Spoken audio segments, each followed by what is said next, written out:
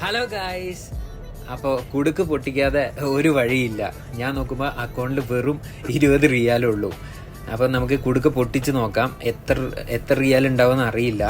ഞാൻ ഒരു 2 മാസം ഇതിനകത്ത് ഇട്ട് വെച്ചിട്ടുണ്ടായിരുന്നു. 2 മാസത്തിന് മുമ്പാണ് ഞാൻ ഫസ്റ്റ് പൊട്ടിച്ചത്.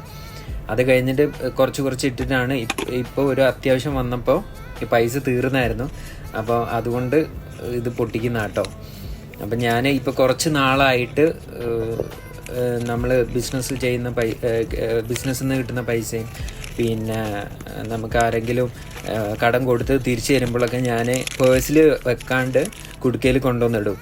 അപ്പോൾ അങ്ങനെ കുറച്ച് ആകുമ്പോൾ എന്തെങ്കിലും ഒരു അത്യാവശ്യം വരുമ്പോൾ ഞാൻ കുടുക്ക് പൊട്ടിച്ചിട്ട് പൈസ എടുക്കുക. അത് നിങ്ങൾ ഇങ്ങനെ ഒന്ന് ട്രൈ ചെയ്ത് നോക്കിട്ടോ.